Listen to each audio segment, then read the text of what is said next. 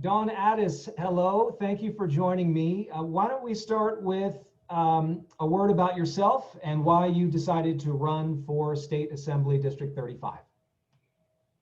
Well, thank you so much for having me, Scott. And the reason that I decided to run for Assembly District 35 is that the Central Coast really needs and deserves a representative who is going to work as hard as we do to represent us. People here on the Central Coast work incredibly hard to be here. And over the last 4 years, it's gotten harder. Housing prices have gotten, exorbitant. People have left the area and are saying they're leaving the area because they can't afford housing. I've been on the Economic Vitality Corporation and talked to employers who say they can't bring people here even if they do have jobs because housing is so expensive. We've seen devastating effects of climate change. Right now, there's wildfires all over Northern California. But here on the Central Coast, we experience the smoke. We haven't had enough funding for CAL FIRE and fire prevention. We're, have a lot of coastal communities here. The district goes from Paso to Lompoc. There's coastal communities at risk of sea level rise. So, there's a number of things, and now you add the COVID crisis and the need for attention to healthcare on the Central Coast. There's so many issues that we have to deal with, and we need someone who's going to show up in Sacramento and who's going to speak up in Sacramento on this plethora of very serious issues that's affecting all of us. You just mentioned three big ones. Which would you say is the issue that voters bring up to you the most when you get out and talk to people? I would say, housing and climate are the biggest. I think that, young people here see a future where it's very difficult. I've had young people say to me, I'm not sure if I want to have kids because I don't know if my kids can survive the climate crisis. And when you see, I know we're taping on September 28th, last night, 10,000 acres burned in Northern California. It's really scary for young people to think about what their future is going to be like. But you couple that with housing and the economic devastation from COVID. And, I've also had people say to me, the climate crisis is one thing, but I'm about to be homeless. So these two issues go hand in hand, and it's very much a ecosystem solution, and it's things that I've worked on City Council. We just approved a new housing development in Morro Bay for the first time in many, many years. I've been an advocate and a champion on the Morro Bay City Council for addressing climate issues. So these are things that I have experience in being a champion for, and I'm ready to bring to the state level. So what kind of policies will you support to decrease the threat and the impact of wildfires as we are going through the worst wildfire season in California history? Well, one of the things that I have experience on is our Finance Advisory Committee, where we oversaw funding for police, fire, and roads. And we had to make some very difficult decisions about how to spend that money and decided to go with vehicle replacement after working very closely with our fire department and seeing the need for equipment replacement. We see that need at the state level with replacement of CAL FIRE equipment. We see the need to hire more firefighters. So that's, a sampling of the kinds of perspective that I would take and the experience that I bring with that perspective. Okay. And housing certainly has been an issue for many years. We've had expensive housing here in our area. What are some of the things that can be done to help with that and help people find a place to live? Well, we definitely need a regional approach. And I think that when you think about the 10 cities and the unincorporated county areas from Paso down to Lompoc, each area is very unique. And we're not San Francisco, we're not LA. People move here because we're not a big city, but we do have unique needs and unique approaches that we're gonna have to take. So in some areas, we can build more housing and we should build more housing, and we should be prioritizing folks that live within the district, work within the district, so that we make sure that people who want to work here also can live here. In other communities, you know, those communities are built out, and adding more housing isn't necessarily a solution, but we can work to create more pathways to homeownership. And this is something that governments used to be involved in, and I think we need much more attention at the state level to get resources to help people get into homeownership. It's a solution that nobody's really talking about, and certainly not talked about here over the last 4 years, is homeownership is a true pathway out of poverty for many people.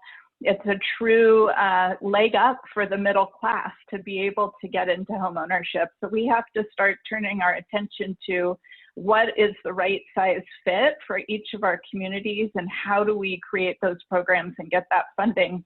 The issue right now is that nobody's talking about this, and it has to come to the forefront. So when I ran for city council, I was a champion for housing. Nobody was talking about it. I was fortunate that the people elected me to city council and that the message around housing resonated. So now we've made it one of our major city goals, so that we can put time and resources into solving this very complex problem. And along with housing, people need good jobs to pay for those houses, right? And there are many good paying jobs that are going to go away in just a few years with the closing of Diablo Canyon power plant. So there's a plan in place already that's been worked on regionally, but from your perspective, you know, what can be done to replace the energy that that plant produces and the good paying jobs that will be lost? Well, when we talk about energy, certainly we need to keep looking at wind and advocating for wind to come here. And we need the state, we need Sacramento to have a strong voice in that. We need every single representative here to have a strong voice in that. Of course, there's issues at the federal level. Hopefully those will start being solved after the November election. But, you know, we have to have someone who's going to show up and advocate. In Morro Bay, we've been working on a battery project. One of the things that California desperately needs is storage for solar and a way to use that energy. It's no secret that the sun sets every day, and we can predict for, you know, years at a time what time the sun is going to set. So it's really about developing the technology to capture some of that. And then in terms of, you know, those are two of the things I would look at in terms of energy. In terms of jobs, I do think that we need to really build our local businesses back up, and we need to start attracting more businesses that fit with the things that we do well, whether that's, you know, ag tech or other kinds of tech industries that have a low carbon footprint. There's a lot of opportunity, but the main thing that I hear from employers that want to come here, and larger employers that are already here, is that it has to be coupled with a solution to housing. And so we're going to have to work very specifically on that as we look at job replacement. I've seen on your platform you promote what you call a bottom-up approach to stimulate job growth. What are some policies that would accomplish that, and what does that mean exactly? You know, part of that is listening to our business community. I'm endorsed by our local chamber president, who's on the government affairs committee, and have worked very closely with the chamber here.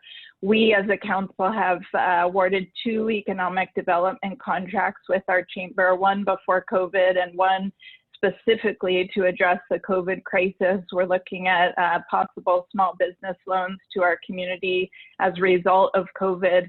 But all of this gets at, we need to be talking to the employers that exist, finding out what their needs are, reacting to those, but also advocating in Sacramento. You know, Sacramento could play a big role in the success of small business recovery and development here. And so listening to the people who really have the opportunity in a boots on the ground way to make change and to do the hiring here. And it's something that, you know, frankly, I'm used to as a teacher, is working with the people who are most affected by the policies that we put in place.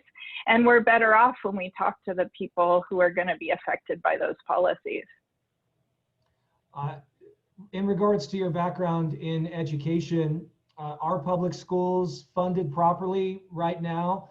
And if so, why not? What are the challenges being faced in education? Well, let me just say, as a teacher, I want us to get back to school as quickly as possible and as safely as possible. We have to do this in a way that our communities are going to stay healthy, that the kids are, and families and teachers are going to stay healthy. But I absolutely want us back to school. And we need full funding for public education. I think this is similar when I say a bottom-up approach or a grassroots approach. It's easy to put mandates and policies in place, but if you don't have the funding, then things often go awfully wrong. Right now, I would say we need much more attention to expanding broadband to every student in California, making sure that when students are given hotspots, if they're fortunate enough to be in a school district that gives them a hotspot, that those hotspots work. It's devastating to see that there's kids out there that are going to sit outside fast food restaurants because they don't have an internet connection at home. So that's one of the major things that we need to do is on the technology side. And then, really just making sure that we're paying attention when we put mandates in place, that we know what those things are going to cost and that we're ready to, work hard to meet those needs. Lastly, what are one or two issues we haven't touched on that you would like to bring up? Well, we've talked a little bit about healthcare, and I just want to say that, the Central Coast needs much more attention in this area in terms of being able to have access to the full range of healthcare. And you hear from so many people that they would love to be here, or maybe they were here, but they just can't get the healthcare that we need. So, we're going to need to really think about what kind of solutions are right for the Central Coast as we move forward, as we come out of the COVID crisis. Healthcare is still going to be an issue. And I would say, in terms of really needing a leader at the state level who can think about a broad range of issues, that's what's going to be important in 2020 and moving forward, is that, I'm not a one issue candidate. I talk about a lot of different things, but that's because people's real lives don't hinge on just one thing. We have a lot of needs, but you have to show up and you have to speak up and you have to be willing to advocate to get the things that the Central Coast truly needs.